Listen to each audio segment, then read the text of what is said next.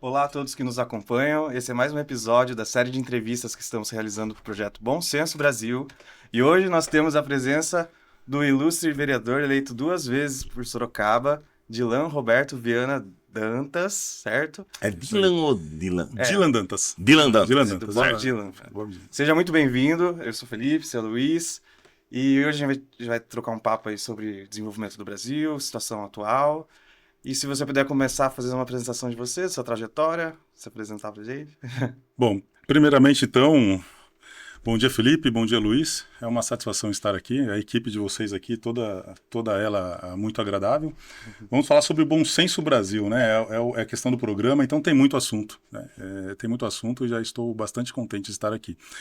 Eu não gosto muito de falar sobre mim, eu prefiro ouvir a opinião das pessoas, mas quem eu sou? Eu sou um pai de família com 42 anos, é um cara que trabalha desde os 9 anos, já passou por muita coisa na vida, graças a Deus. Eu sou do tempo em que a gente jogava bola nas ruas, na calçada, estourava o dedão do pé, arrancava aquele toco e continuava jogando sem chorar. E se chorasse, vinha um amigo ainda e dava um tapa na cabeça, falava, vamos jogar que se você sair vai ficar com um a menos, e a gente jogava. Então eu sou desse tempo, década de 80, década de 90, graças a Deus por isso. Nós estamos em uma outra era, mas eu continuo o mesmo conservador de sempre, o mesmo cara de sempre, e acredito que o que tem que vogar na vida de uma pessoa é a simplicidade e a humildade. Então eu prefiro ser o pai da Lana, o marido da Dani, um cara que trabalha muito e eu quero ser reconhecido por isso. Já que ele foi modesto, ele é teólogo, é escritor, tem 2 livros também, né? Inclusive, eu tô atualmente, eu tenho meia dúzia de projetos parados, né, por falta de tempo, a política é muito intensa, mas o meu terceiro livro, eu estou num projeto, vai ser um livro bem técnico, um livro teológico. Eu vou antecipar aqui, eu estou fazendo a exposição versículo a versículo do livro de Apocalipse. Então ele é muito técnico, muito detalhado, vai ter em torno de umas 700 páginas. Já estou avançando. Mas a gente escreve quando sobra tempo ou pelas madrugadas, né? Então é algo complexo. A minha previsão era de concluir nesse semestre, mas eu não sei se vai ser possível. Talvez eu conclua ele no início do segundo semestre. Acho que a gente vai focar na pessoa pública, na questão de vereador, né? Bacana. Começando, né?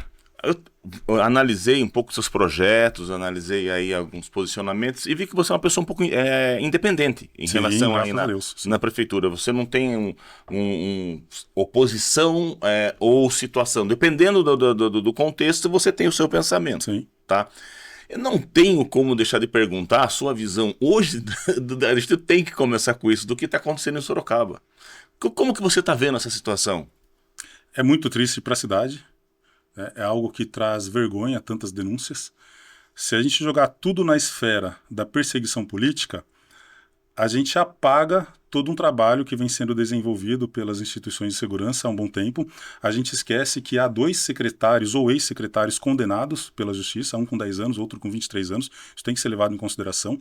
Então, nós não estamos falando apenas de investigados, nós estamos falando já de pessoas que já foram condenadas em outros processos.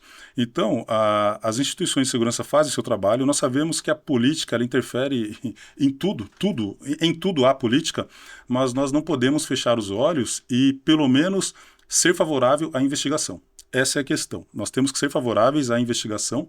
Ninguém é isento de errar, né? Se nós analisarmos a natureza humana, o ser humano ele já nasce errante. Se nós olharmos com o contexto das escrituras, ele já nasce necessitando de um salvador. Esse é o contexto. Então, maldito é o homem que confia no homem, já dizia também as escrituras. Nós precisamos avaliar. Eu acredito que não se trata de ponderação e nem de incriminação antes do tempo. Mas a investigação... Até garantido o direito ao contraditório. Com certeza. Somos totalmente ao amplo direito de defesa, o direito ao contraditório. Isso é democrático. Todos têm que ter o direito de defesa. Eu podia até citar um caso que acontece lá em El Salvador, né? É um outro tópico, mas ali o devido processo legal ele foi extinto. É claro que a gente bate palma e eu bato muitas palmas, né? Mas há incongruências. É claro que alguma pessoa inocente pode sofrer consequência. E aí que tá. E porventura, claro que deve ter sofrido. Mas beneficiou a sociedade, né? Se a gente olhar sobre um outro contexto. Voltando aqui para a realidade de Sorocaba, essa é a questão. As investigações elas devem prosseguir. Eu não estou aqui para fazer um juízo da pessoa, ou da pessoa do prefeito, ou de outros investigados. Eu estou aqui para manter o meu posicionamento como um parlamentar fiscalizador, independente, que não coabita com coisas erradas, que mantém o seu posicionamento, não está junto com coisas erradas, critica, sim, pontualmente aquilo que deve ser criticado, mas defende a justiça e a honestidade. Esse é o nosso ponto. Uma coisa interessante que às vezes as pessoas confundem, quando você fala de uma investigação criminal, quando você fala em uma CPI, vamos colocar assim, vamos colocar o contexto aqui de Sorocaba, tá? Vamos investigar o prefeito, vamos investigar, aí se é numa Assembleia Legislativa, vamos investigar o governador. Não, você não investiga pessoas, você investiga ações que foram cometidas. Ações que foram cometidas. É que esse é o foco, é a ação, o ato, não a pessoa, tá? No caso aqui de Sorocaba, essas questões que estão sendo lançadas, essas denúncias que foram feitas, você acha que seria interessante também, no ponto de vista aqui municipal, uma CPI? Olha, CPI, uma CEI, né? A CEI é a comissão especial, uma CPI é uma comissão parlamentar de inquérito. Qual que é a diferença? Vamos explicar aqui para o cidadão que vai nos acompanhar. A CPI, no Brasil, infelizmente, ela é meramente um instrumento político. A CPI é uma investigação administrativa. Ela não tem poder de polícia, ela não tem o poder de incriminar. Ela pode sugerir, é claro que vai ter uma relatoria, e no final dessa CPI, dessa comissão, ela pode sugerir ao Ministério Público, né, ao Poder Judiciário, que se faça ali o seu devido trabalho. O Poder Legislativo ele não substitui o Poder Judiciário. Nós temos 3 poderes no Brasil. Então, CPI no Brasil, eu não me recordo agora de ver uma CPI com resultado técnico, não político e satisfatório para a sociedade. Eu não me recordo. Todas as CPIs que nós tivemos, seja no âmbito do Congresso, no âmbito federal, e as do município também, nós não vimos uma forma tão técnica para lidar com... Até porque político não é técnico, convenhamos. Eu estou político hoje, mas o político, na sua maioria, ele é um burocrata de terno e gravata que existe para viver burocratizando a vida do cidadão. E eu estou longe disso. O político ele deveria ter uma outra linha de atuação aqui no Brasil. É uma crítica que eu faço, essa crítica serve para mim também, apesar de eu ser defensor dessa visão. Mas a CPI, ela é válida, só que eu assinei todas as CPIs que tiveram na Câmara até hoje, foram abertas diversas CPIs, está no meu site, na parte de meus trabalhos ali, um resumo delas, a gente precisa atualizar. A única que teve uma relatoria que foi encaminhada ao Ministério Público foi a que eu fui relator, que foi a CPI da Educação. Eu fui o relator dessa, nas outras eu fui membro. O membro ele é participativo, ele pode, através do presidente, sugerir a convocação de pessoas para participar da CPI, pode opinar e ele faz as perguntas. Ele atua num processo de investigação administrativa. Ele não tem o poder de investigador, que tem muito mais relevância para fazer esse trabalho. Mas ele tem ali, guardadas as devidas proporções, dentro dos seus limites, a sua atuação. E todas foram arquivadas, e a que não foi arquivada foi justamente a da educação, a questão da compra do prédio lá superfaturado. Nós encaminhamos a relatoria para o Ministério Público. Foi inclusive onde teve a condenação. Teve a condenação. É claro que o Ministério Público já tinha muito mais evidências na época. Mais elementos. Mais elementos, exatamente. Tinha muito mais elementos. E a gente contribuiu ali com o que nós levantamos dentro da CPI. Mas, antecipando aqui para o munícipe, se o resultado de uma CPI você encaminha, por exemplo, para a promotoria pública, o que acontece em Sorocaba hoje já está adiantado. Já está na Polícia Federal, tem ações de investigações, está com GAECO, tem ações que a promotoria já está opinando. Então, porque não são apenas uma denúncia, que são várias denúncias em diversas secretarias, né? A gente está falando agora da saúde, mas tem várias investigações em curso ao longo desses anos. Então, elas estão bem adiantadas. O duro é participar de uma CPI, porque a CPI você tem um parlamentar independente, você tem um parlamentar da base, você tem um parlamentar de oposição. A oposição sempre vai querer tacar fogo. A base vai querer defender. O independente vai tentar fazer um trabalho técnico e vai ficar estressado. Então, é bem isso que funciona. Mas eu assinei todas que saíram, eu acho que é vantajoso, é que as CPIs elas são utilizadas como processo de manipulação, perseguição e oposição política. Eu sou favorável a CPIs técnicas, né? Totalmente técnicas que faça análise dos elementos ali. Infelizmente, isso que você está colocando realmente é uma realidade no Brasil. Tá? Você vê aí alguns parlamentos aí no mundo, vamos colocar aí os Estados Unidos. Um dos pontos focais da atuação do parlamentar americano, do deputado, do senador, é justamente essa fiscalização. Lógico que tem política, não tem como tirar política, tá? Mas ele é muito mais focado nessa questão de fiscalização, de acompanhamento de atos executivos. Infelizmente, no Brasil, essa deveria, quando você fala seja num congresso, uma CPI, seja uma SEI, numa área municipal, infelizmente é utilizado às vezes até para isso. Às vezes o administrador, se ele tem, por exemplo, uma base muito bem formada, se ele... Não estou dizendo que é o caso de Sorocaba, estou colocando assim de forma generalizada, Sim. Mas se ele soube fazer, vamos dizer assim, conchavos, né, de forma assim...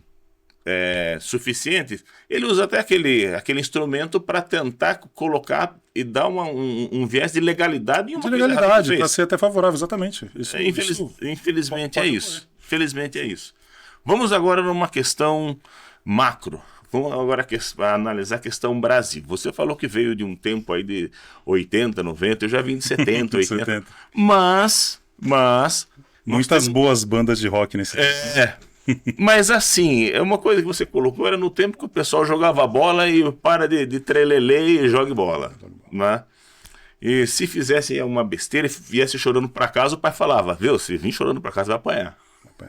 Tá? Era assim que funcionava. Sim. E hoje nós estamos vivendo aí um mundo um pouco mais... como que eu posso dizer? Mimizento. Isso. Vamos colocar isso aí. O mundo frufruzinho. E eu vou falar uma coisa... fofo, né? Fofinho. E às vezes eu vejo até, me colocando em uma situação assim de centro, eu vejo até pessoas de direita colocando bastante isso, e com uma certa razão, até algumas pessoas de esquerda que falam assim, puto, o mundo está chato. Tá chato. Tá? Eu acho que tem que ter os respeitos necessários, muita coisa avançou, mas eu acho que tem que ter assim, tudo que é demais faz mal. Até a água. Tudo que é demais faz mal. Até a água. Água demais você se afoga. Sim. Tá? Então você tem que ter limites. Sim.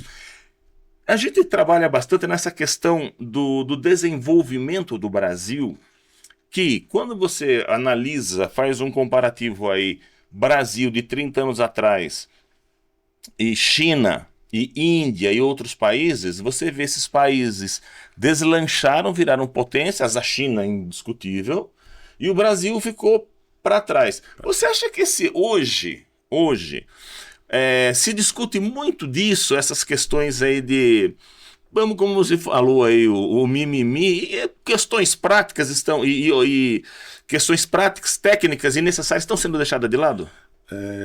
Viu, Luiz, você sabia que essa questão do mimimi só existe no Ocidente. Só no Ocidente. Se você pegar a Europa Oeste e as Américas. Se você olhar para a Ásia, para a África, para o Oriente Médio, não existe essa questão do mimimi, de forma tão latente. A análise ela é muito mais profunda do que um mero comentário agora, porque houveram forças e fatores externos de infiltração no Ocidente para promover uma guerra cultural e modificar a forma do cidadão ocidental se relacionar, seja com a natureza, com o seu semelhante, com o seu universo, com o seu meio onde vive. E tiveram êxito com isso. Se nós olharmos para ditaduras, nós olharmos para a China, por exemplo, que foi citada aqui, é uma ditadura que tem ali um capitalismo estatal, não há liberdade de fato, uma liberdade empreendedora ao seu cidadão, mas todo cidadão ele tem que se reportar ao Estado, tem que ter uma autorização do Estado, o Estado tem que ser sócio de tudo. E precisou fazer isso porque senão já teria entrado em colapso aquele país. É capaz que entre, tá? Há estudos aí para se prever quando seria esse período, mas toda ditadura colapsa. Então tem umas que perduram mais que a outra. Mas o que a China fez? Essas ideologias de subversão que foram impostas no Ocidente, tudo tem um início, nós sabemos a causa, a origem e tal, mas nós vemos isso hoje. A China não implanta lá. Por quê? O seu cidadão, desde quando criança, eles aprendem já processos produtivos. Se nós olharmos o TikTok, na China, enquanto o algoritmo daqui do Ocidente, vamos falar aqui do Brasil, você fica ali, é só... Como que eu posso falar aqui sem ser... Dancinha. É como se fosse uma dancinha, mas é danças chulas, né? Você vê menores de idade ali, meninas menores de idade, sensualizando uma questão erótica muito forte no Brasil. Então, e vídeos à toa, vídeos tontos em que você não aprende nada, não evolui e vicia. Se nós olharmos para o algoritmo na China, é muito mais... Entendo. Essa questão que você colocou, eu acho importante as pessoas ouvirem, porque isso aí, pelos que nós estudamos aí, é uma questão muito complicada e existente. Hoje, a internet, as redes sociais estão produzindo muito pouco de utilidade. Estão viciando os seus usuários em coisas sem necessidade, sem sentido nenhum, totalmente desnecessárias, e ficam viciadas. O cidadão está se tornando um ser supérfluo, né? Isso. Um ser não útil para a sua sociedade. Ao contrário do que nós víamos com a influência ocidental, que é baseada na tradição cristã, na religião cristã, na filosofia clássica e no legado do direito romano. Então você tem ali Roma, Atenas, né, e o legado cristão, a tradição judaico-cristã ali com Jerusalém. Então esses são os pilares do Ocidente, onde nós vemos ali a valorização da família, valorização das relações humanas, das liberdades individuais, né, da liberdade como um todo. Então, esses valores estão ruindo. E do trabalho também. E do trabalho, claro. Esses valores estão ruindo. Isso é interessante para agentes externos. Por isso que houve essa infiltração. Então, quem se aproveita disso hoje? A China é uma das nações que se aproveita disso. Com a fragilidade do Ocidente, a China ela promove o que é o seu cidadão? Trabalho, técnica, produção. Eles são formados desde criança para produzir, para sustentar a máquina pública de poder daquela nação. Então você não vê marcha da maconha na China, você não vê parada gay na China, com todo respeito, ninguém está tendo preconceito aqui, tá?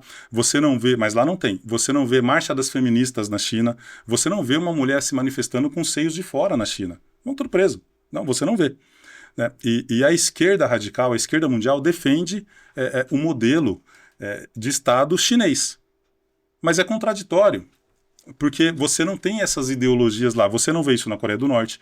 A Venezuela, que recentemente se tornou comunista de fato, né, era institucional, mas agora é de fato, você vê cada vez mais ruindo essas ideologias. Você não vê isso na Rússia. Muitos falam que a Rússia é uma nação conservadora. Não, é balela.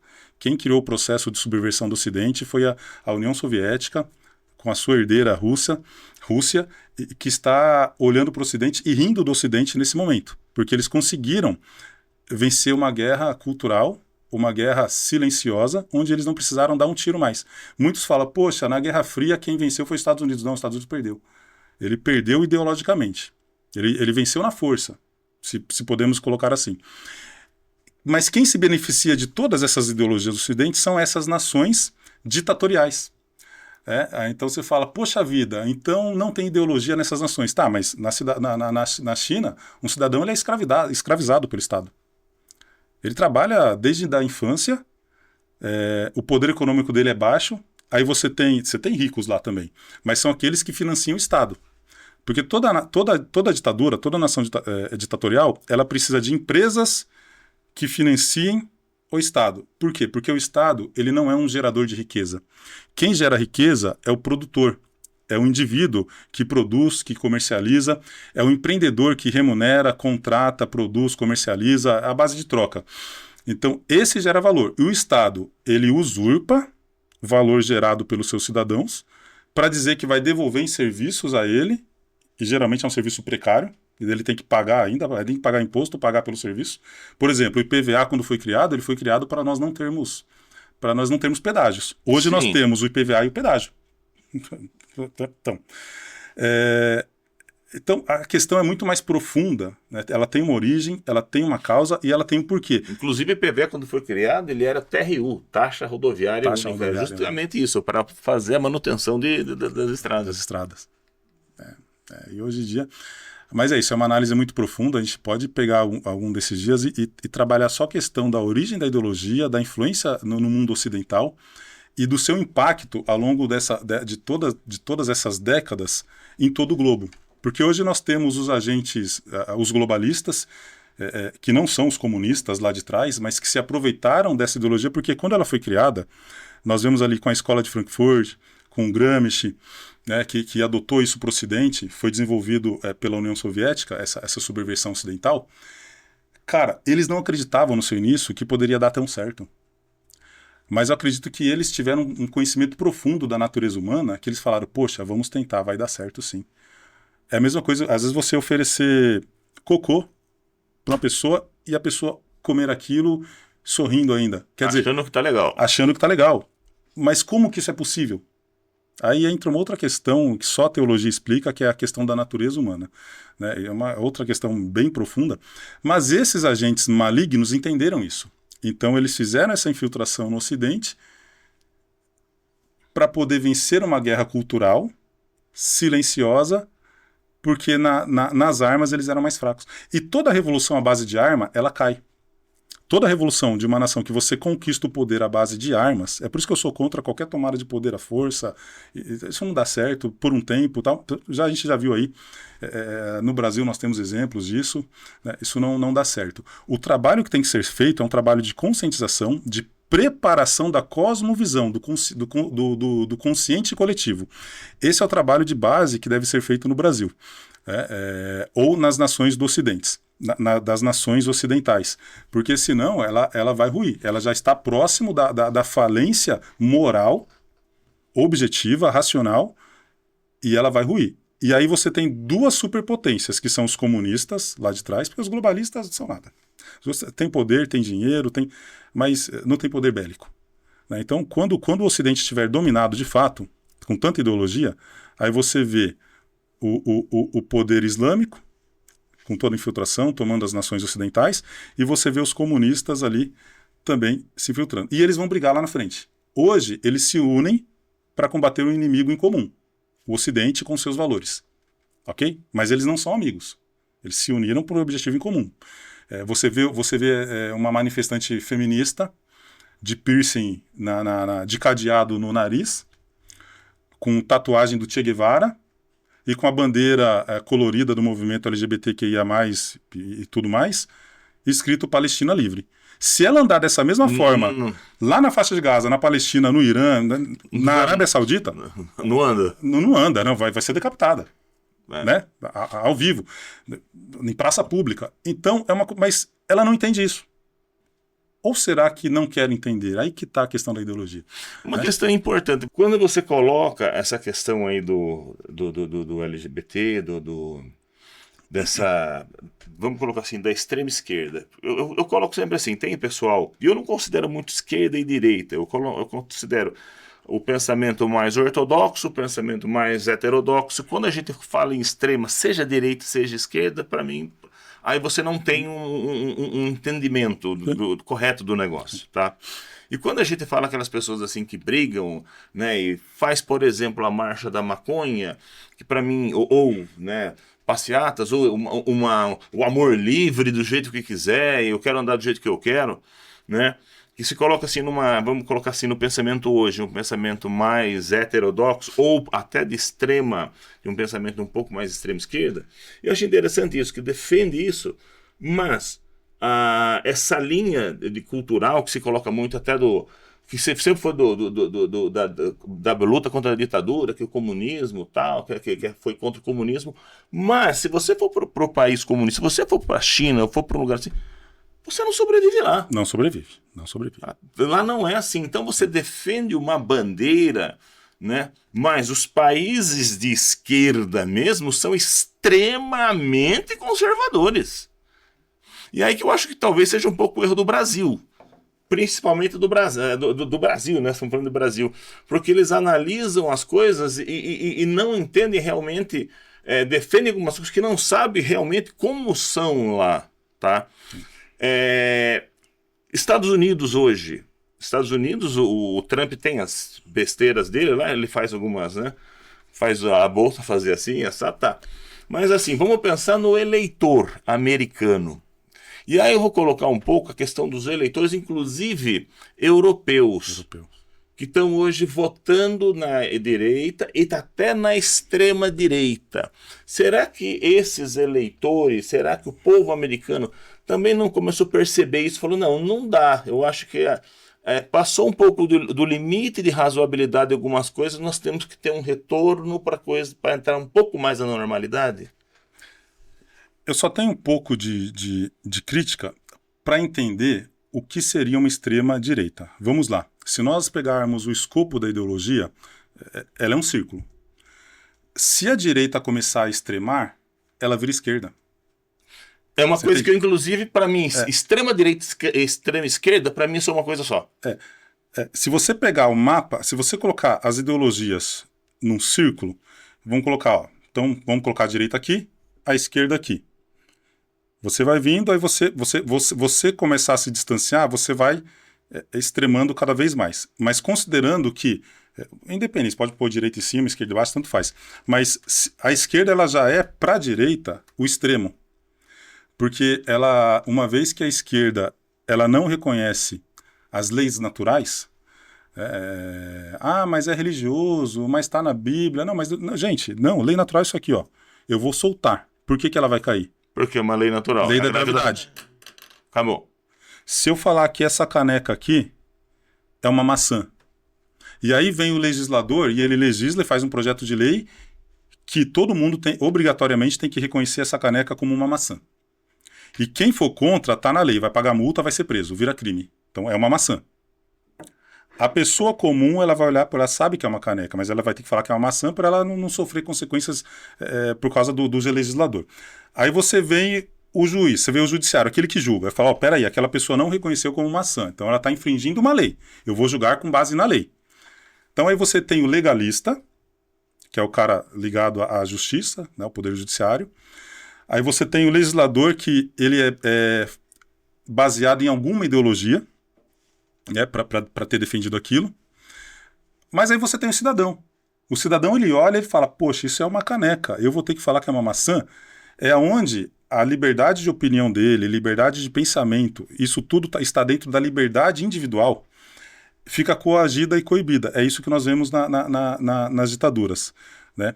Começa com ideologia, a ideologia só existe para ruir uma nação. Depois que ruiu a nação, está infiltrada, aí vem aquele sistema de poder e domina e acaba com as ideologias. Mas mesmo assim, você não tem direito à opinião, à liberdade de expressão, porque senão você vai contra o sistema instituído. Então, quando o poder toma conta, por que a China não tem essas ideologias, por exemplo? Porque senão vai ruir. Se os jovens aprenderem sexualização precoce, como eles serão produtivos? Entende?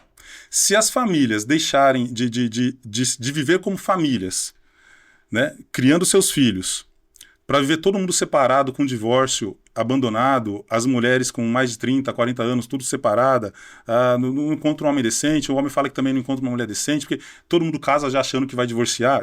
É a cosmovisão do Brasil hoje. Eu não vejo ninguém que acredita mais no casamento, é uma pena isso, é uma pena. Por que a China não? Por que esses países...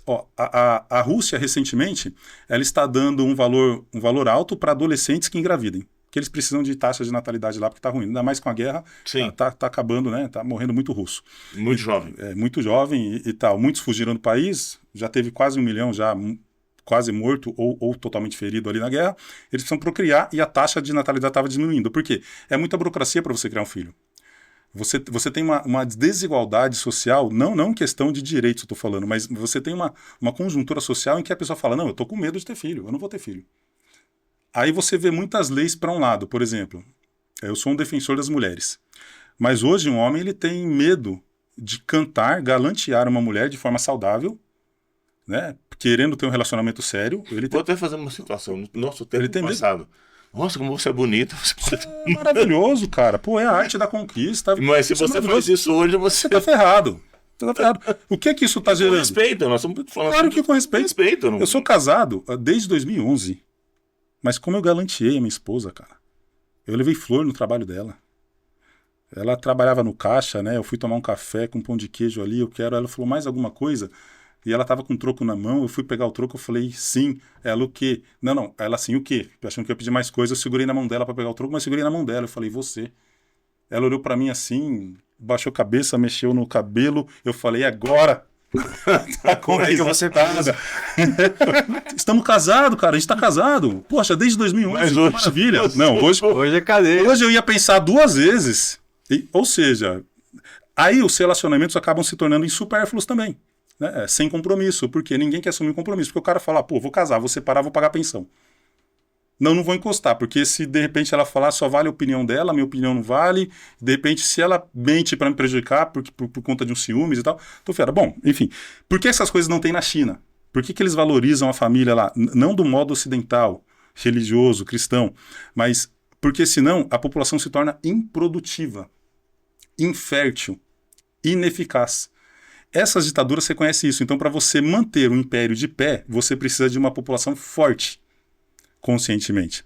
Então eles afastam Deus, as ditaduras afastam Deus, afastam o cristianismo, afastam as escrituras, mas através de um processo, de um mecanismo de coerção, baseado em lei, baseado em ditadura mesmo, eles mantêm a sociedade conservada, de certa forma, manipulada, mas conservada para não sair daquele padrão, para não ter rupturas. Porque toda ideologia cria rupturas. Então, a ideologia não é bom para nenhum sistema de governo. Nem para o padrão ocidental de valor, moral, civismo, nem para o padrão comunista, nem para o padrão... nem para o terrorismo islâmico. Eles precisam sempre controlar as pessoas. E nem para os globalistas. Os globalistas, eles tendem a ruir quando a ideologia toma conta. Então... Pode terminar. Bom, eu acho que a gente... Só falou para um pouco mais... esclarecer, então, num panorama geral, não teria uma extrema-direita. Isso, é um círculo. É um círculo, é. Um círculo. Nessa questão do círculo, não seria aquela questão do totalitarismo? Ou... Não, Aquela- a direita, se a direita extremar, ela se torna ela se torna libertária. Se ela extremar, ninguém nunca disse isso, mas se a direita extremar, ela se torna libertária. E o libertarianismo, embora eu sou muito fã do libertarianismo na questão econômica, embora o Estado Zero seja uma utopia, realmente, isso não existe. Eu sou favorável ao Estado como um conservador, um Estado enxuto, mínimo, e que ele vem depois da família. A família constitui o Estado, e o Estado ele tem a família como mestre. E não a família tem que ter o Estado como mestre. Um conjunto de famílias institui o Estado. Bom, enfim, esse Estado ele tem que ser menor, porque senão ele vai se tornar tirano com o tempo, por causa da natureza humana. Qualquer um que tem o poder, em algum momento vai vir alguém ali, diferente de um anterior, e vai fazer coisa ruim, cara. Isso é fato. Fato. É só nós estudarmos as histórias, é só nós estudarmos aí Maquiavel. Se a gente lê Aristóteles, a gente vai chegar nessas conclusões. O Estado ele sempre vai se tornar tirano, né? Então também não tem um modelo de Estado correto, porque Aristóteles ele levanta várias questões ali. Monarquia, se o líder for tirânico, se for uma monarquia absolutista, e o cara for tirânico, tá ferrado. Mas se for um cara bom, Dom Pedro, por exemplo, II, no Brasil, ele era chamado como guardião do Brasil. Se nós tivermos golpe nessa nação, foi golpe militar que derrubou o nosso império, e depois da República, tudo isso aí que a gente vê. Mas esse foi o maior golpe que o Brasil sofreu. Mas ele era o guardião do Brasil. Ele atuava como dono do negócio, como um cara que queria um crescimento para sua nação. Né? Mas e se ele fosse tirano? Seria o contrário. Aí você pega a aristocracia, né? Quando é o governo dos melhores, é isso? Aristocracia, né? Aí você define um padrão que só esses aqui que vão controlar o poder. Então não é aberta à população, não é democracia. É um modelo que é um governo dos melhores. Eu seria até favorável. Muitos filósofos... Uma tecnocracia. Não, tecnocracia é ruim, é nefasto. Tecnocracia é nefasto. É diferente. É nefasto. É o governo dos melhores, ou seja, dos pensadores, daqueles que querem o melhor para a sua nação. É muito filosófico isso, é até lindo de se ver. Só que também tem um problema. Porque você pode... se é um governo somente dos melhores e a população não tem direito de escolher, e eles são escolhidos entre eles, você monopoliza isso e você começa a fazer o critério de quem é melhor. É igual uma empresa familiar. Você mata a meritocracia para colocar um filho. E às vezes ele não toca a empresa como um cara de fora tocaria. Então não há uma ciência exata. Aí você tem um outro modelo, falou monarquia, você tem governos... Aí você tem a democracia. O que nós estamos vendo nos Estados Unidos? Contratos firmados em outrora, tá? Eu sou um apoiador de Trump, eu sou um apoiador da América, mas há algumas incongruências ali, eu preciso ser racional. um memorando de Budapeste, onde os Estados Unidos se comprometeu a sempre defender a Ucrânia de ataque russo, desde que a Ucrânia entregasse suas armas nucleares. Ela entregou. Ela entregou, ela cumpriu o acordo. Passaram-se poucas décadas. A Rússia invadiu a Ucrânia várias vezes. Os Estados Unidos têm obrigação moral e por contrato. Um contrato não pode ser quebrado jamais, é como um casamento. A não ser que você faça uma nova negociação. Então, se você, na democracia, você tem alternância de poder, que é bom, só que hoje, com essa polarização de direita e esquerda, cada um que entra quer refazer o que o outro fez, você não tem uma política de Estado. Então, se você começa a quebrar contratos assinados em outrora, você perde a credibilidade e a confiança. Isso não pode acontecer nos Estados Unidos. Os Estados Unidos só é reconhecido que abrindo um parênteses aqui, todo império cai. Só basta saber quando. Os dias dos Estados Unidos estão contados. Não pode ser na minha geração, pode ser na geração da minha filha, pode não ser. Assim como o Império Chinês está contado. É só olharmos para a história. Todo império cai.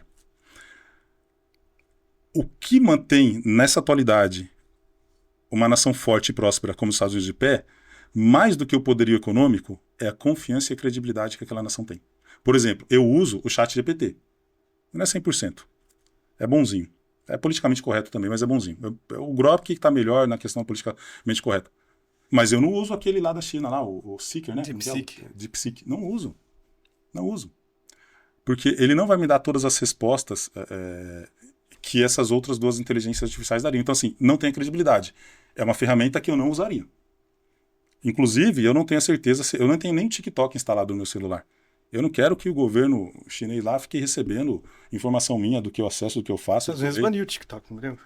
Tem mais um mês aí para ver a questão da venda. Da venda, né? Te perguntar uma coisa. Vou colocar agora uma situação antagônica que você colocou. Vamos ver seu posicionamento. Como que resolveria isso? De um lado, nós temos aí a questão da liberdade de expressão. Tá? Liberdade de expressão.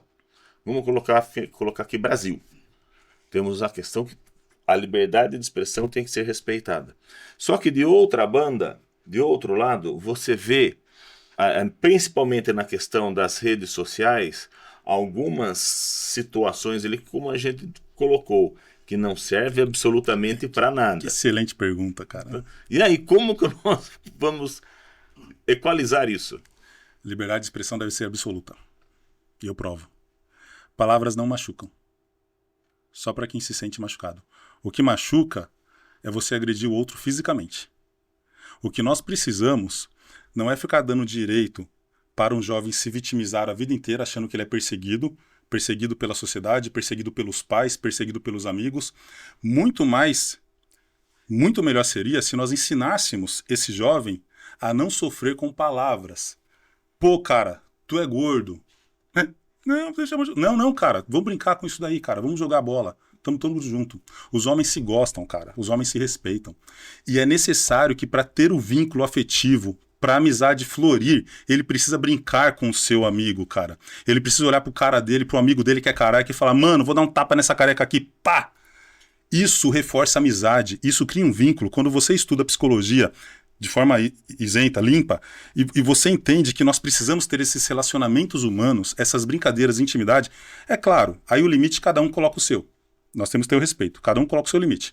Isso nós respeitamos. Mas se você abole isso de uma sociedade, fica chato viver.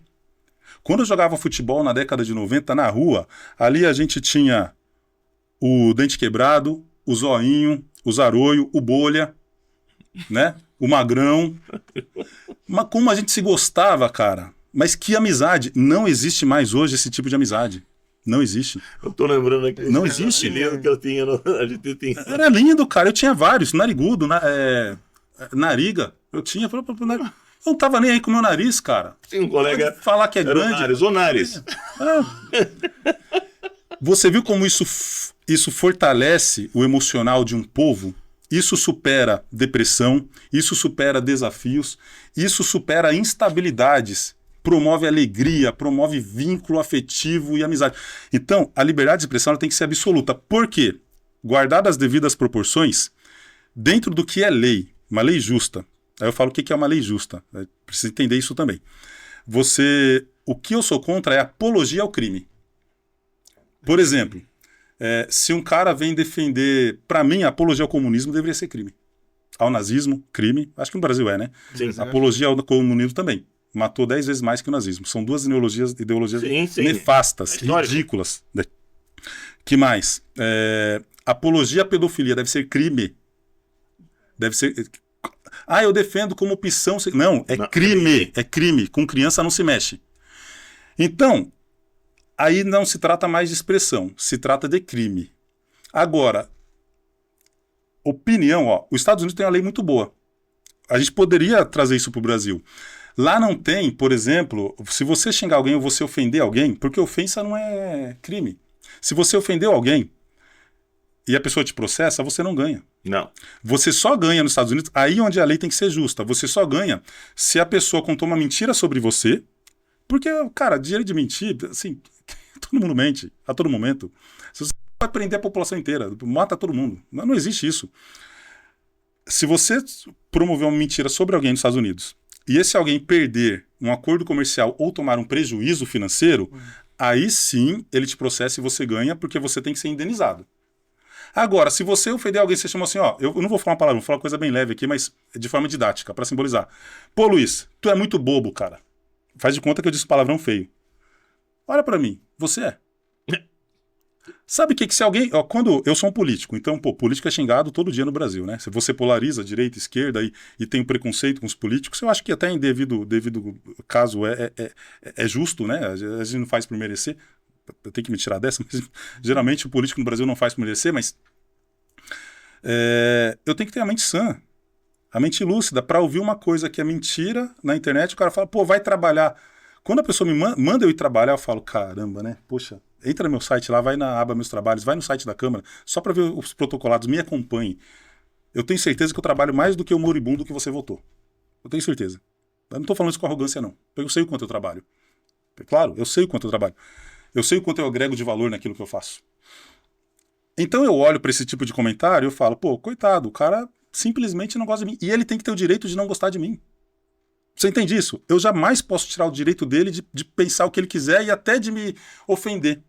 Agora, uma acusação de crime, aí é contra a lei. Se eu falar, você fez tal coisa criminal e você não fez, mas isso é lei. Aí a pessoa que acusou incorre em crime. É um falso juízo, né? Hoje nós estamos vivendo no Brasil uma situação meio complicada. Até quando você fica até preocupado quando faz, por exemplo, uma crítica a uma autoridade, um membro do judiciário, que você pode ser processado uma crítica, que é uma crítica normal. Isso é um exagero. Dentro aí de atuação técnica. De atuação aí. É um exagero. E eu não sou obrigado a concordar com esse com aquele. Mesmo porque, quando você fala em opinião jurídica, existe divergência. Sempre haverão? Sempre haverão. E essa questão de liberdade nas redes sociais não é terra sem lei. Se a pessoa incorre em qualquer crime, já tem previsão disso. Nós temos que detalhar os crimes dentro de uma lei justa. Detalhar os crimes. Detalhou os crimes, cara, se é opinião, se é ofensa. Se alguém te ofende, eu prefiro seguir o exemplo de Jesus. Vira outra face, um abraço pra você aí, ó. Vou pra minha casa lá, que eu tenho uma esposa bonitinha que preparou um café pra quando eu chegar, tomar um café sentado com ela, abraçando nossa filha, e essa é a minha vida, entendeu? Eu tô pouco me lixando com o que vão achar de mim, com o que vão pensar de mim, e eu vivo o que eu prego, isso está escrito no meu livro, A Tomada de Decisão e os Formadores de Opinião. Quem quiser baixar o download, tá gratuito ali, dilandantas.com.br, parte dos meus livros você consegue baixar. Eu digo isso lá, palavras não machucam, tá? Então já começa por aí, palavras não machucam. O que machuca é a agressão física. Mas o meu emocional, mas isso tudo é baseado com educação, formação familiar, formação societária. Se o Estado tivesse preocupado em produzir crianças fortes, que se tornarão homens um dia, fortes, ele não precisaria gastar tanto com saúde básica da população, não precisariam ter pessoas hoje em dia passando tanto em psiquiatras, em psicólogos, com problemas na família, com problemas na sociedade, porque a pessoa abraça uma ideia de que ela tem que ter mais direitos, que ela é vitimista, e quando você dá muito direito, você incorre num desequilíbrio, porque uma nação justa, você tem que ter um equilíbrio, por isso que eu sou conservador, isso não é ser extremo. O norte do conservadorismo é o equilíbrio entre direitos e deveres, tem que estar aqui na balança, o equilíbrio. Se a balança pende mais para um lado ou para o outro, aí gera os extremos. Então o conservador, ele é o neutro ali, ele de fato ele seria o centro da coisa. Equilíbrio entre direitos e deveres. Por exemplo, Se hoje você tem um direito, você ganha um direito de receber uma cesta básica todo mês. Alguém vai ter que trabalhar em dobro para você poder receber essa cesta básica. É justo com a pessoa que vai trabalhar em dobro? Não, não é. Entendeu? Mas você teve um direito. Se alguém fala que você tem um direito porque te chamaram de bobo, vou processar, me chamou de bobo, eu quero que a pessoa morra, isso gera ódio. O ódio é pior com a vingança, com a punição, do que se simplesmente você fosse treinado assim, ó, se te chamaram de bobo, você não precisa provar que você não é. A sua vida mostra que você não é. Você tem que ser seguro, autoconfiante, não autossuficiente, aí só Deus. Mas você tem que ter uma confiança, um amor próprio. Valeria muito mais a pena nós ensinarmos as pessoas a se amarem, capacitando a si mesmo a poder amar o próximo, do que simplesmente querer destruir a vida do outro, como, por exemplo, uma mulher que usou um batom para pichar uma estátua e ela vai pegar 14 anos de cadeia e o outro tá lá. Não. Não. Que triste para essa pessoa. Que triste. Que vida ruim, infeliz que ela leva. Como que ela pode bater palma para uma mãe que no máximo fez uma baderninha que se limpava com água e sabão, e nem sabão precisava. E tá cheio de pichador aí nas ruas, pichando propriedade privada. Eu falei que o Luiz esses dias, é dano, né? Tem que comprovar o dano. Mas esses teriam defesa. É limite de razoabilidade. Mas esses teriam defesa. Esses teriam, Então nós vemos uma luta para criminalizar o simples, o belo, o tranquilo. Então é muito triste quando uma pessoa, isso é um ódio, ela torce contra a outra porque ela tem uma visão política diferente, porque ela tem uma vida diferente e a pessoa quer que ela se estrepe de todas as formas possíveis. Uma mãe de 2 crianças que tem uma família, com um marido trabalhador, uma mulher trabalhadora e 2 crianças menores. Ali. Essa questão da cegueira ideológica seria, né? Cabresto ideológico É uma político. das questões do projeto, que é justamente... Nessa questão aí do bom senso, eu tenho pessoas que de um viés mais de esquerda, tem as pessoas de viés mais de direita, e eu sempre coloco para elas 2 questões, sempre coloco, né? Até você tem um pensamento, mas eu percebi que dentro dessas pessoas que são um pouco mais extremadas, que não aceitam leis naturais, que às vezes elas querem acreditar em alguma coisa, mas isso é, como eu falei, isso foge do bom senso. Aí eu vou dar uma opinião minha, tá? Opinião minha, não sei a sua opinião. Mas assim, eu vejo, por exemplo, o pessoal de esquerda.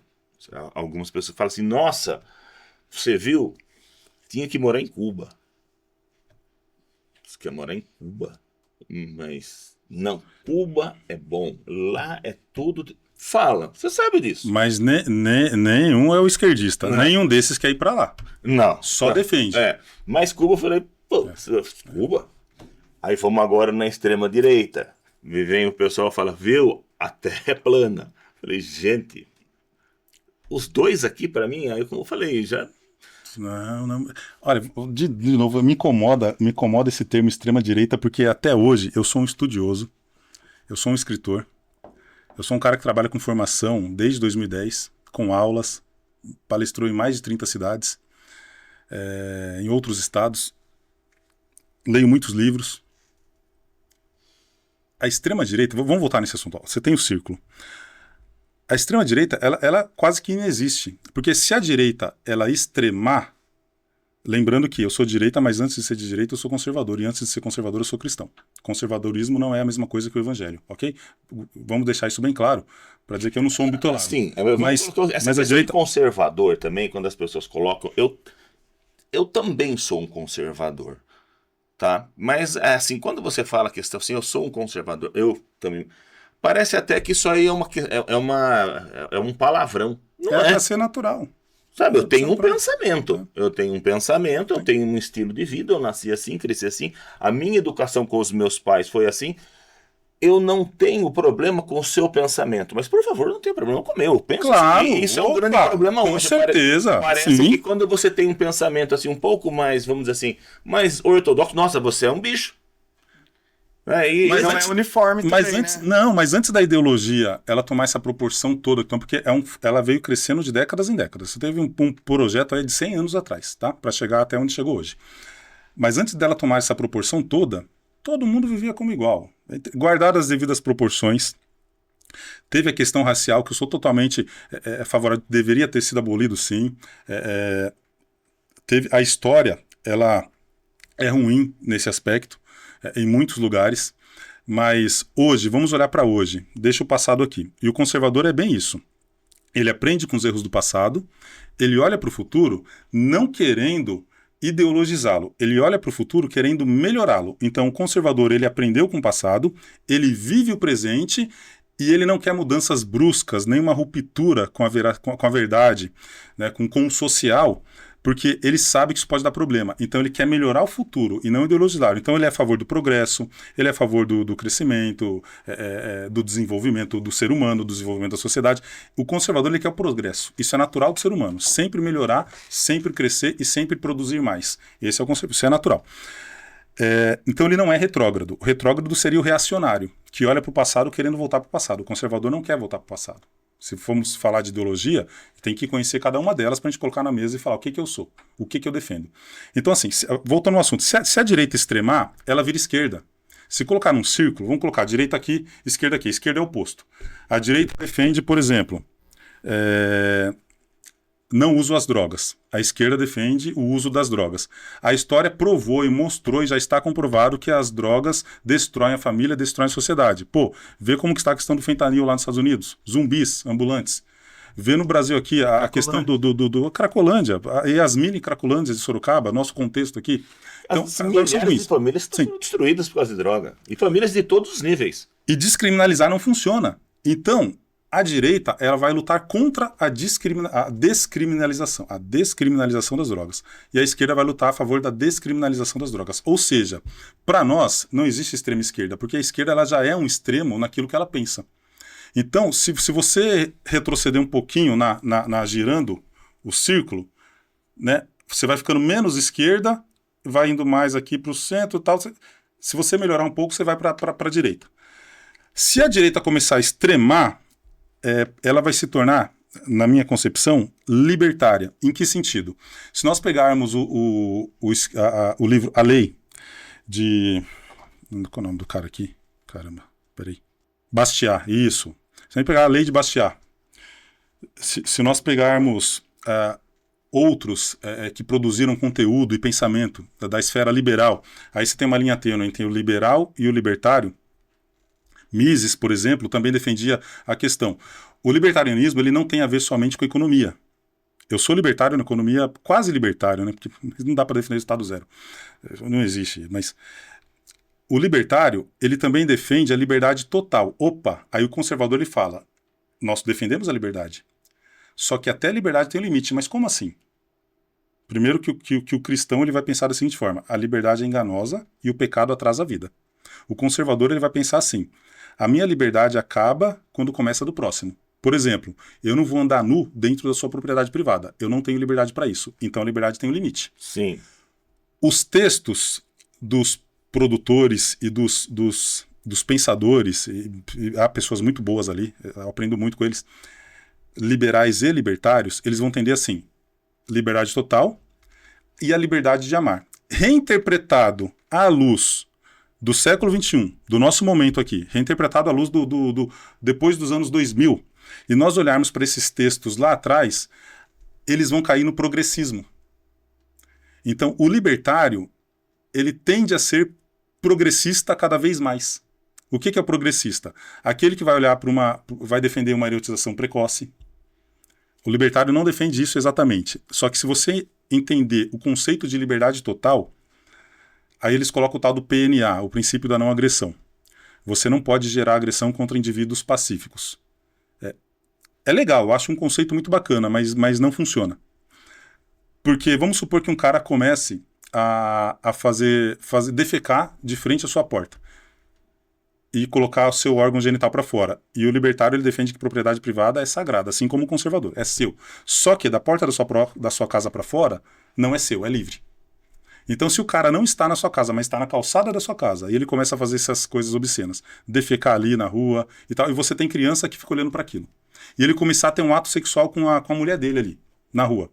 Ali na rua, de frente para todo mundo. Ele não iniciou agressão contra indivíduos pacíficos. Agressão física, que trata o PNA. O conservador ele vai falar, não, tem que ter lei para eu chamar a polícia e a polícia prender esse camarada. Porque a liberdade tem um limite. Ele não tem liberdade para fazer isso aqui de frente à minha casa. Estamos em uma sociedade. Em uma A sociedade. sociedade precisa de normas, de regras. É por isso que até a liberdade tem que ter um valor agregado. Se você tirar o valor da liberdade, ela perde a essência de livre. E não se torna mais liberdade, mais libertinagem. Então, se você interpretar muitos textos libertários hoje, eles vão cair no progressismo. Então, para mim, a extrema-direita seria libertária. Por quê? Por que libertária? Porque prega um Estado zero, anarquia. Anarquia de mercado, uma anarquia estatal. Vamos ver em clãs?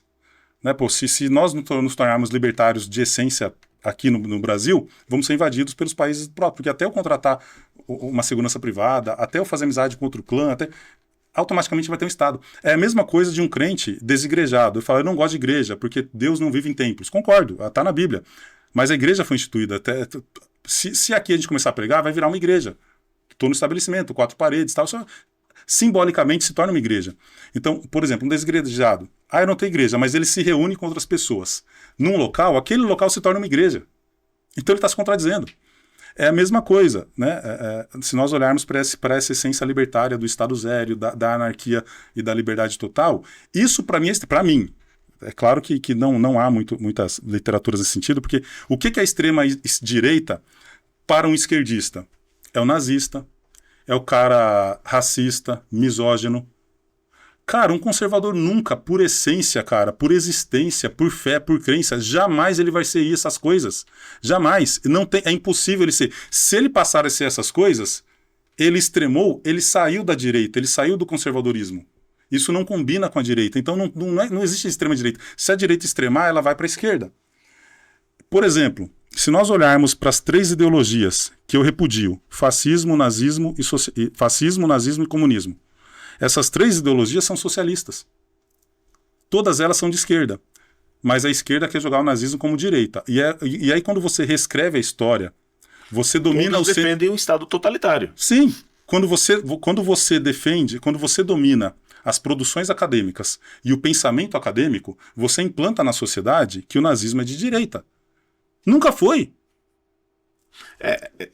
Recentemente nós tivemos um caso aí, quando a gente fala assim da produção de uma decisão, eu admiro muito o ministro, o ministro Dino. Para mim, eu acho que ele é uma pessoa assim, mas ele deu uma decisão que eu não concordo. Como eu falei, eu tenho o direito de discordar, não Sim, sou obrigado. claro. Mas de fazer a retirada de livros.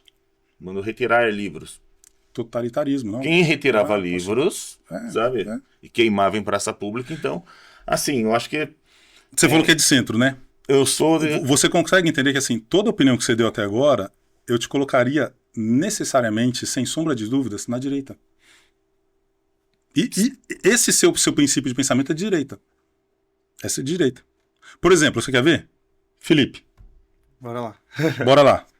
Você é a favor da erotização precoce? Ponto para direita. Ponto para direita. Você é a favor da legalização e descriminalização de todas as drogas? Da descriminalização eu sou favorável, sim. Favorável? Então você vai para a esquerda. De todas elas? Tá, não todas. Não, acredito. Mas vai para a esquerda mesmo jeito. É meio Tá, absurdo, então, mas eu acho que talvez até todas. Tá, 1 a 1.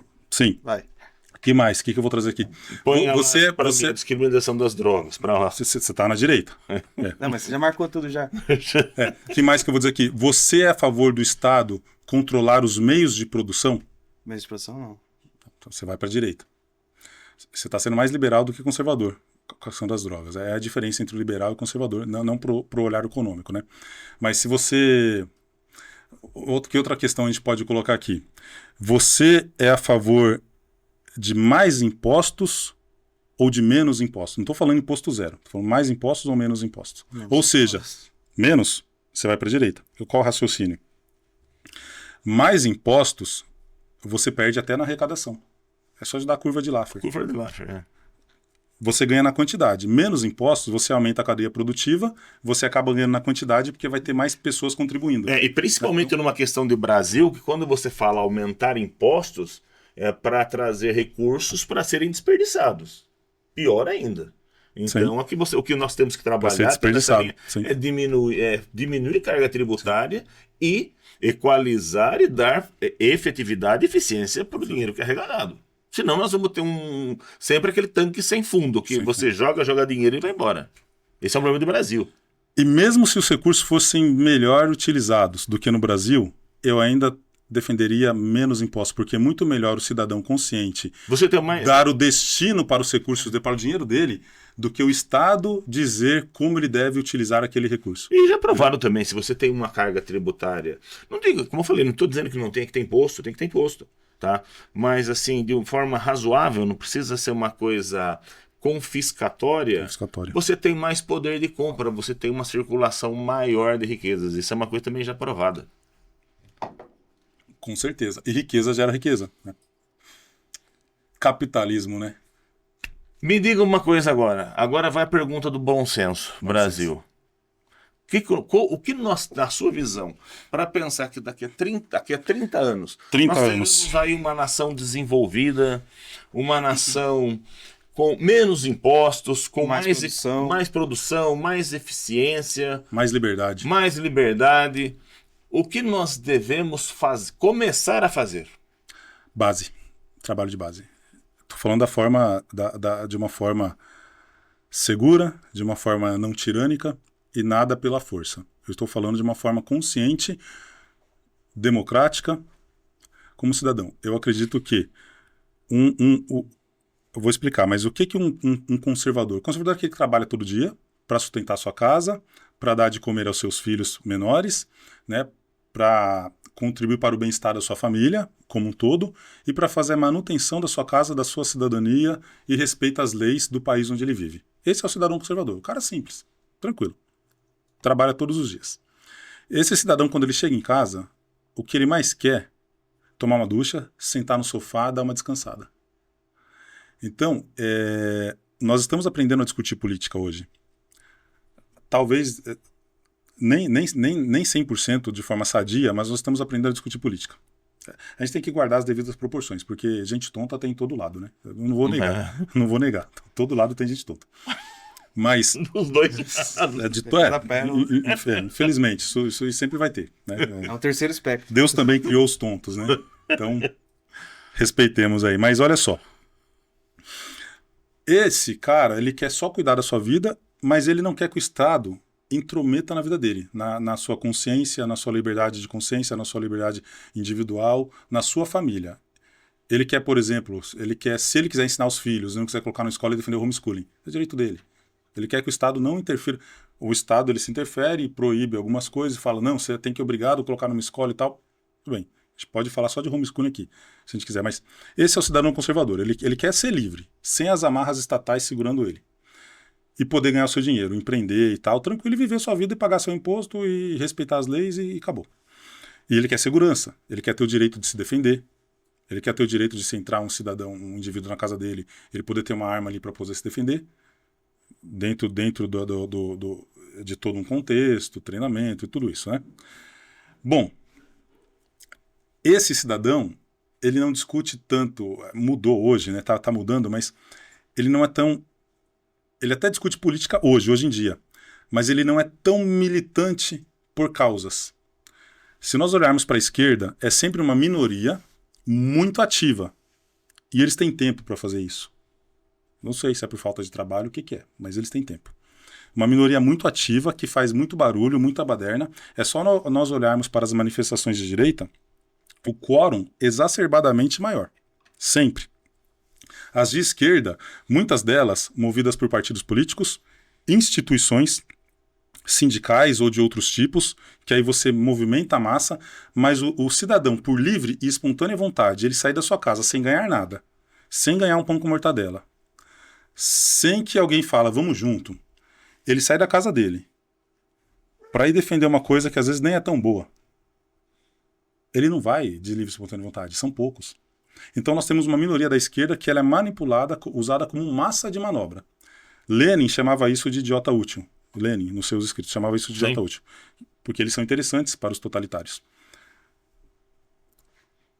O cidadão comum, ele não quer militar tanto. Ele quer ficar na casa dele, quer ter menos problema. Viver a vida dele. Viver a vida dele.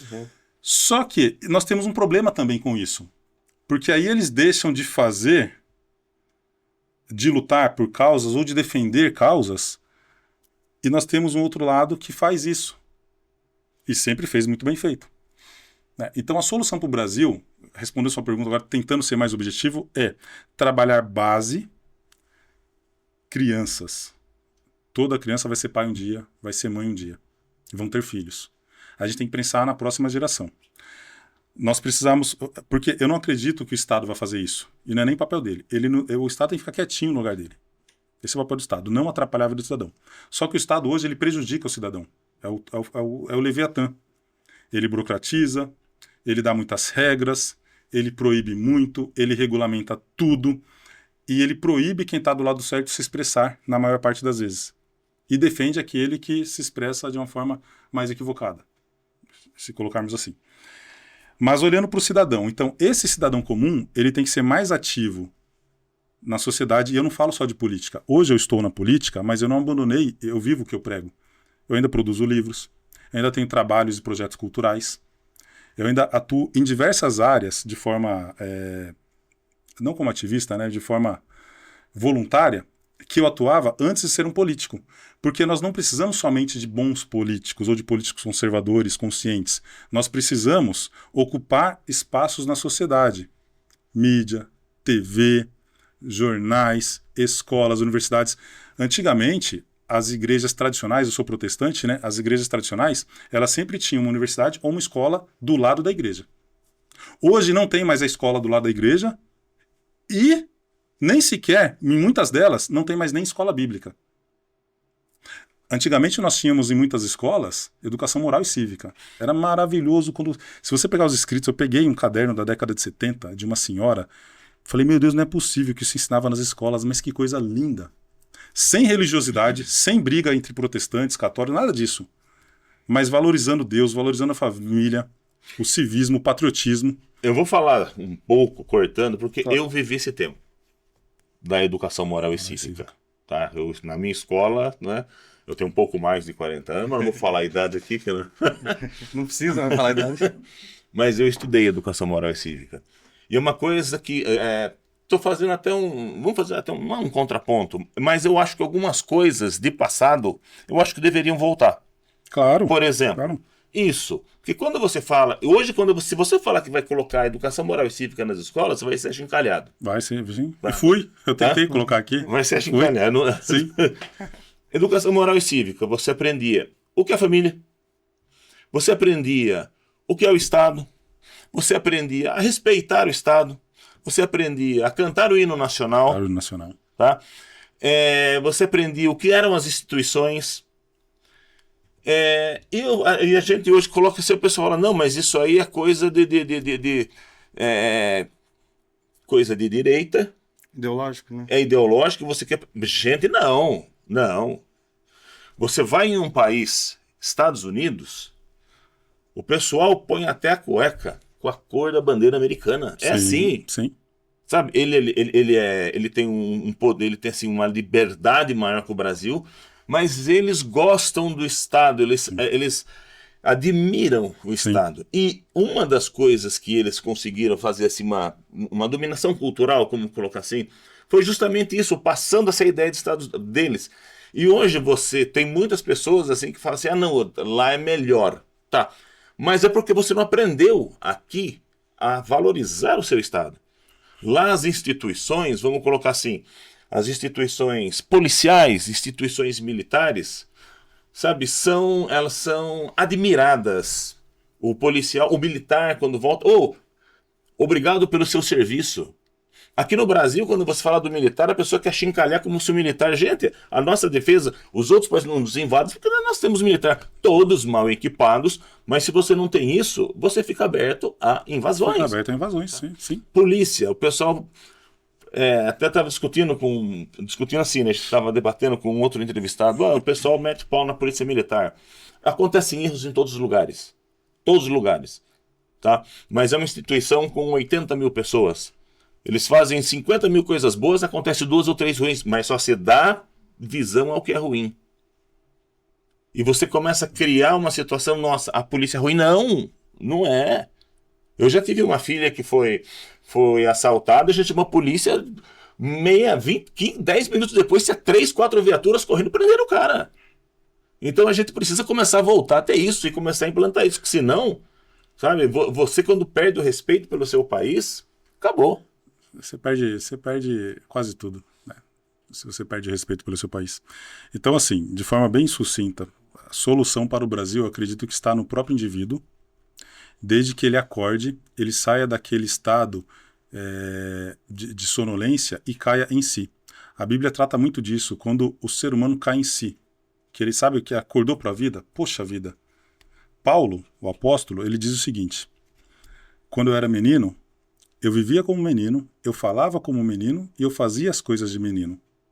Mas hoje, que me tornei adulto, eu deixei as coisas de menino. Eu não vivo mais como um menino. O que acontece é que, com tamanhas ideologias no nosso país, muitos estão vivendo como meninos e formando famílias e destruindo as famílias, por conseguinte, destruindo a sua própria sociedade. Então, eu acredito que a solução... É claro que não jamais tirar Deus da jogada, como os iluministas, né, fizeram. Você não pode tirar Deus da jogada. Deus é um agente que se relaciona com a sua criação, mas o indivíduo, em conjunto, ele tem a chance de mudar a sua nação. Só que isso é por um tempo. A esquerda, para esquerdizar do jeito que ela fez, nós podemos citar aí 100 anos. Para ruir toda uma estrutura de religiosa, familiar, de sociedade civil organizada, ela levou quase 100 anos com ideologias. E ela é mutante, ela vai mudando e se adaptando. O cidadão ele está acordando hoje para os problemas da sociedade. E eu vejo que o mundo está caminhando, de certa forma, por um pensamento mais até libertário. Eu falo libertário de economia mesmo. Por quê? Nós estamos aprendendo que cada vez menos, no caso, nós precisamos do Estado. Nós não precisamos do Estado tomando decisões por nós mesmos. Nós estamos aprendendo que nós somos indivíduos e parte integrante do sistema natural. E a gente quer crescer, quer enriquecer, quer contribuir, quer ajudar, quer melhorar. Se o povo brasileiro se unir em prol de uma causa, não de pessoas, mas de uma causa, ele consegue transformar a sociedade sabendo que ele tem que ocupar espaço como professores, como pensadores, como empreendedores, em todas as áreas. E em todas essas áreas atuando para uma melhora da sociedade. Porque se eu não ver assim, eu não vejo solução, porque não vai vir do Estado. O Estado ele é tirano e é o Leviatã. Quanto mais poder ele tem, mais poder ele vai querer ter. Nós só vamos dar poder para o indivíduo se nós reduzirmos o poder do Estado. Então não vamos esperar a melhora do Estado. Nossas leis são esdrúxulas. Algumas são impossíveis de mudar. A CLT, por mais que o Congresso revogue a CLT, o Judiciário vai dizer que é inconstitucional porque nós temos um entendimento no Brasil errôneo de que direitos não podem ser revogados. Por que não? Como não? Que isso? Não, tá errado. Tá errado. Direitos não podem ser... Uma vez um direito tem que conquistado... até se adaptar aos tempos. A lei se adapta aos tempos. Se você olhar hoje para a sociedade, por que ela está se tornando cada vez mais libertária? Ninguém mais quer ser CLT. Pô, trabalhar 8 horas. E se o cara quiser trabalhar 3, ele não pode porque a CLT não deixa. Se ele quiser trabalhar por hora. Não deixa. Nós temos uma justiça do trabalho que tinha que ser extinta. Nós temos uma CLT que tem que ser extinta. E a sociedade está caminhando para isso. Ninguém mais quer ser CLT hoje. Os mercados não conseguem contratar. As indústrias não conseguem. A rotatividade enorme não consegue contratar. Porque hoje você consegue ganhar dinheiro com aplicativos, com a internet, com inteligência artificial, com o sustento dos pais. Fazer o quê? Tem cara que o quê? Trabalhar 8 horas por dia para ganhar 1.500 e ele só ganha pouco por culpa do Estado. Não é do patrão, não. É do Estado. Por causa da bendita CLT. É só olhar para os Estados Unidos. Não tem CLT, não tem 13º, tem fundo de garantia, todo mundo quer ir para lá. A liberdade, se você tem dificuldade para contratar, se você tem dificuldade para mandar embora, você vai ter dificuldade para contratar. Por exemplo, Se eu viro um youtuber, eu faço um canal, daqui a pouco eu cresço com aquele canal, eu abro outro, eu vou precisar de um editor de vídeo, um editor de imagem, um cara para fazer um figurino. Se eu contratar tudo isso, eu tenho que registrar. Eu não vou conseguir pagar, então eu vou trabalhar sozinho. Ou seja, o Estado contribuindo para o desemprego, porque ele me obriga a registrar todo mundo. Agora, se eu contratasse pontualmente o figurino, eu quero contratar 2 horas, segunda, quarta e sexta. Depois eu ficar livre para trabalhar em outras coisas. Liberdade de Liberdade. contratação. E vamos supor que é uma mãe que quer ficar com o filho e fala assim, eu vou trabalhar para você só na hora que meu filho está na escola. Liberdade, CLT não permite. Ela tem que ficar 8 horas dentro ou 6, dependendo da quantidade de o cara trabalhar na semana. Então, o Estado ele burocratiza a vida do cidadão. Mas o cidadão brasileiro está entendendo que ele não precisa da CLT. Nós temos o MEI, o motorista por aplicativo, o cara que tem lá Uber, 99 e vários outros. Você acha que ele vai querer ter um salário fixo para trabalhar 8 horas por dia, sendo que ele pode, se ele acordar hoje e falar, hoje eu não quero trabalhar, amanhã eu trabalho 12, trabalho em dobro. Se ele falar, hoje eu quero ir de manhã, na outra semana eu vou à noite. Isso é liberdade. Porque se você obriga ele a trabalhar 8 horas por dia, uma que a empresa vai embora do Brasil, porque não vai compensar. Uma, por que o cara vai querer produzir? Se ele fala, pô, se eu ganho por hora, 8 horas aqui, se eu pego 10 corridas por dia, se eu for registrado, eu posso pegar só 5, não vou fazer, eu vou dar uma enrolada, vou pegar só 5. Ele vai deixar de ser produtivo, a empresa não vai lucrar. E o lucro é bom, o lucro mantém sociedades de pé. O socialista, o esquerdista, ele fala, poxa, mas isso é tirânico, o capitalismo selvagem não existe, o capitalismo selvagem é o monopólio e o oligopólio. Aí você volta para a esquerda. Por isso que eu falo, se a direita extremar, ela vai para a esquerda. Capitalismo não tem monopólio nem oligopólio. Não. Capitalismo selvagem não é capitalismo. Não. Claro que não. Capitalismo é capitalismo e ponto. O que é o capitalismo? Propriedade privada. Então, cada um tem direito de ter sua propriedade, sua casa, seus bens. Trabalho assalariado, porque ninguém é escravo, a gente trabalha para receber. É uma troca, é um contrato. Eu vendo o meu serviço, você me paga por isso. Propriedade privada, trabalho assalariado, lucro, que sem lucro, como que você vai conseguir produzir, crescer e contratar? Lucro e livre concorrência. Se você tirar qualquer um desses 4 itens, não existe capitalismo. Então, quando você tira livre concorrência, você olha para o modelo russo. Os oligopólios que tem lá, que sustentam o Estado. O Estado mafioso. Não é um país capitalista livre.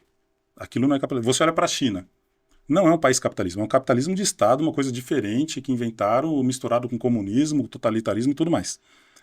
Porque o comunismo, na sua essência, ele também não consegue existir. Assim como você não consegue implantar um país libertário, Estado zero, você não consegue implantar um país comunista, de fato. Você vai ficar sempre no meio termo, tentando, uma hora vai ruir.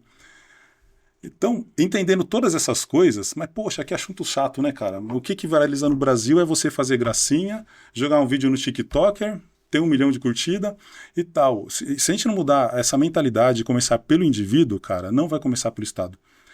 E a Bíblia diz mais, cara, eu sou crente, eu preciso falar isso. Bendita é a nação cujo Deus é o Senhor. Se o meu povo, que se chama pelo meu nome, se humilhar e orar e me buscar e se arrepender dos seus maus caminhos, então eu sararei a tua terra. Isso é profecia, isso é Bíblia.